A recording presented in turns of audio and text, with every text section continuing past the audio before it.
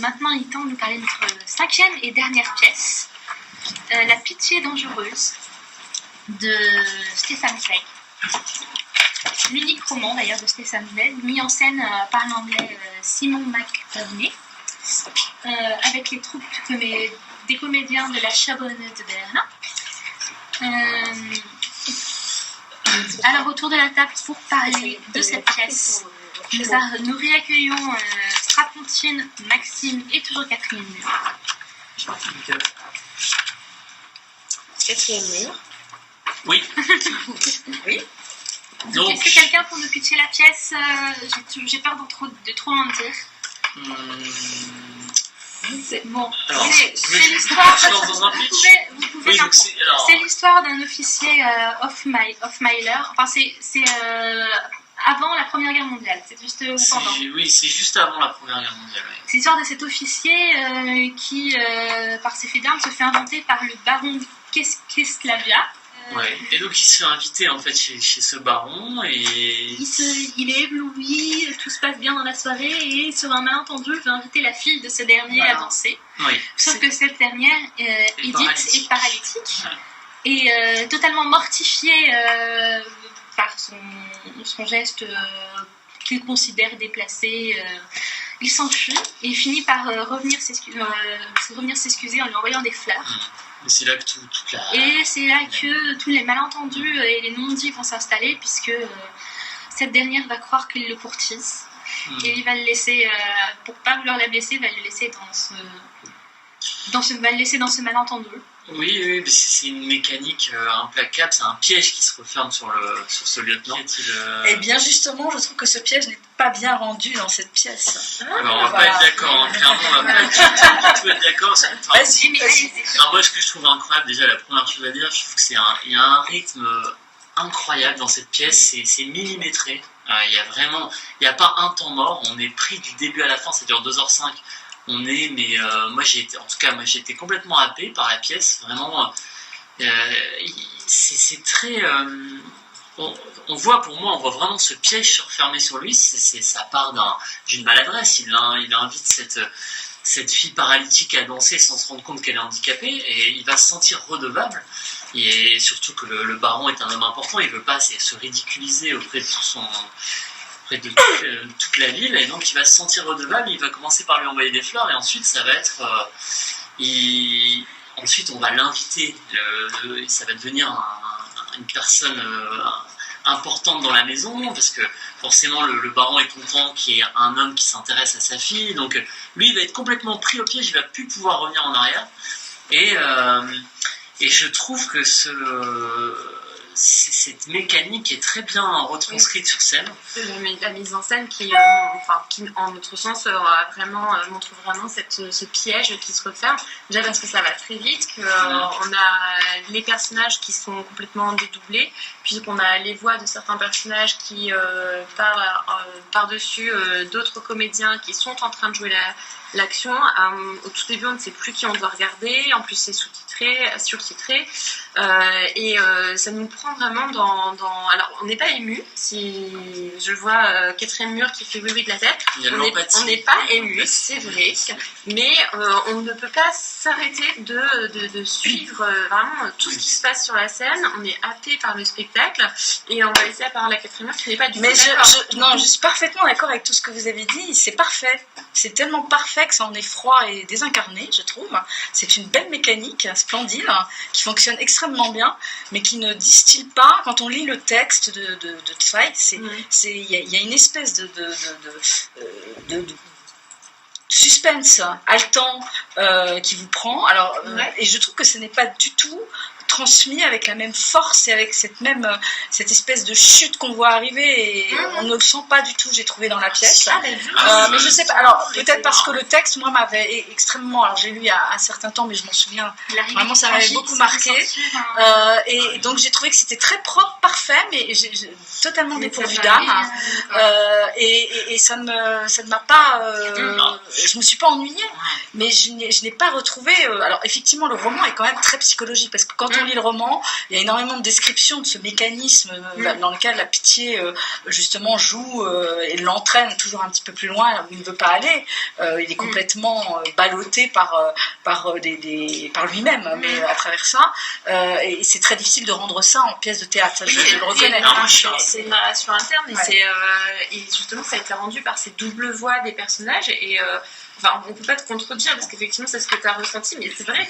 Mais justement, je trouve que c'est le fait qu'on soit complètement, c'était haletant et qu'on ne puisse pas détourner les yeux de la pièce. Je trouve que le suspense, pour le coup, on l'a quoi. Vraiment, moi j'ai été. Alors moi personnellement, j'ai été vraiment. Non, parce que je trouve qu'il y a une montée en puissance et que je trouve qu'en plus il y a cette alternance de parce qu'on a le lieutenant jeune et on a des scènes de vie qui sont jouées devant nous, donc parfois des moments vraiment joués, et on a des passages narratifs qui sont plus le narrateur après l'action qui revient sur ses actions, c'est le narrateur qui qui s'auto-analyse et qui parle d'un fait passé. Oui, mais c'est un témoignage, en fait, il témoigne de ce qu'il a vécu, et je trouve qu'on passe de scènes de vie concrètes là, qui donnent, où il y a pas mal de tension. Je trouve qu'il y a une tension qui est quand même assez palpable, qui est bien retranscrite, et parfois on est dans des moments plus d'analyse, plus d'analyse à froid de ce qui s'est passé.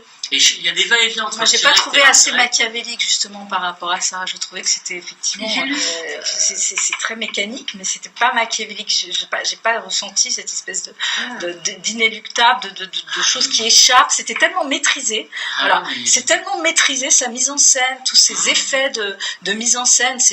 C'est parfait, enfin, il n'y a rien à dire, mais j'ai trouvé que c'était tellement maîtrisé que ça ne rendait pas cette espèce de chose qui échappe complètement au personnage et qui fait qu'il est entraîné par quelque chose de beaucoup plus fort que lui. Moi, j'ai pas perçu ça. Voilà. J'ai lu beaucoup sur la lâcheté du personnage. Vous en avez pensé quoi? Oui, c'est ça. Enfin, il est lâche puisque à plein de moments de cette histoire, il pourrait en fait s'arrêter et dire non, en fait, désolé Edith, je ne vous aime plus. Mais à chaque fois, et c'est là où je trouve que c'est machiavélique, et moi j'ai trouvé qu'on le rendait bien, c'est que cette Edith, la jeune femme paralytique, on en vient à la détester parce qu'elle a une espèce de chantage psychologique où elle dit qu'elle compte se suicider, qu'elle compte se jeter par-dessus le balcon s'il ne l'aime pas, et en même temps elle ne lui formule pas ce chantage de manière directe, et du coup moi tout ce machiavélisme a fonctionné sur moi. Voilà, différents regards, différents points de vue. Pour moi, c'est vraiment un chef-d'œuvre. Enfin, j'ai vraiment hâte de. Enfin, pour moi, c'est mon coup de cœur de la rentrée. J'ai eu une grosse déception. J'ai bien aimé, mais j'ai eu une grosse déception. Maxime, ce sera ton coup de cœur ou t'en auras un deuxième? Non, mais moi, j'ai donné mon coup de cœur tout à l'heure pour Game. Mais je trouve que voilà, pour finir sur cette troupe, la troupe de la Charbonneux qui est extraordinaire. Vraiment. Non, mais j'ai été conquis complètement. C'est rare en plus, ça m'arrive très rare. J'ai trouvé ça parfait, mais un peu sans âme. Mais bon, voilà, ça c'est une question de ressenti. Justement parce que trop parfait, trop léché, trop. C'est pas mon truc. Voilà.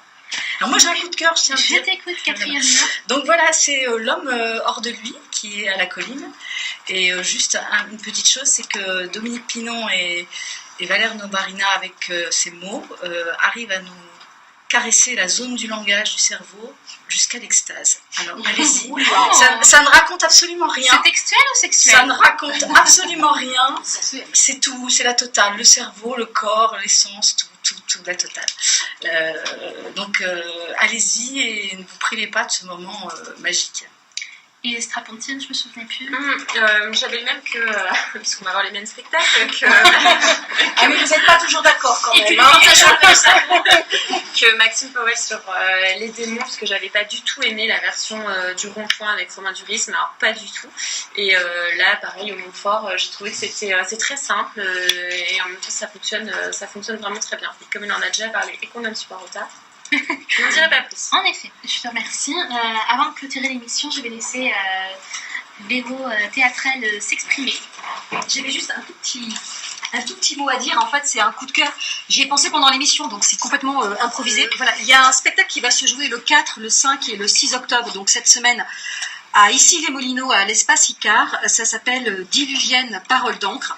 Et c'est un spectacle d'une jeune compagnie, qui a maintenant 6 ans, qui s'appelle l'Absinthe, la compagnie de l'Absinthe, que j'ai découvert au Festival de Maison Lafitte au printemps dernier.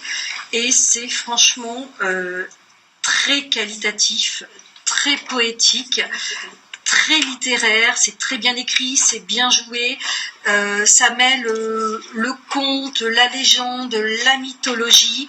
Il y a une mise en scène et une théâtralité qui font penser un peu au travail de Michalik. Et c'est une vraie réussite. Dibivienne a remporté les 3 prix qui étaient en lice à Maison Lafitte, donc le prix du public, le prix des collégiens et le grand prix. Je confirme, je Voilà, valide. Christine était là et Christine voilà. était jurée. Et j'étais jurée. Christine était jurée. Il le prend très bien en comparant à Alexis Michalik. Hein. Et voilà, mais c'est clairement revendiqué. C'est revendiqué. le constat qui a été fait par tout le monde. Voilà. Et C'est venu William spontanément. Matala, dans tous les commentaires. le metteur en scène et auteur, le dit lui-même, il s'est un petit peu inspiré du travail de Michalik. Donc vraiment, c'est une jeune compagnie et elle mérite qu'on la soutienne, qu'on la découvre. Et voilà, c'est le 4, le 5, le 6 à l'Espace Icare. Et vraiment, c'est un grand coup de cœur. J'avais très envie d'en parler. Merci. Je valide. Super, merci. Mordu de théâtre qui est au live tweet avait aussi un coup de cœur à vous faire partager. Ça a été très difficile pour elle d'être silencieuse dans toute l'émission. Non silence, écoutons-la. Merci. Alors c'est juste très rapidement le nouveau spectacle de Nicolas Briançon qui se joue à la Madeleine, c'est Faisons un rêve. Je vais utiliser des gros lieux communs, c'est un bijou, c'est une bouteille de champagne, ça pétille, c'est charmant, il faut y aller, il faut remplir cette salle, c'est merveilleux. Voilà. On avait dit qu'on n'utilisait plus bijou. Je sais, mais là, franchement, c'est un bijou, ça fait pas Je veux dire, c'est une pépite. c'est un cupcake.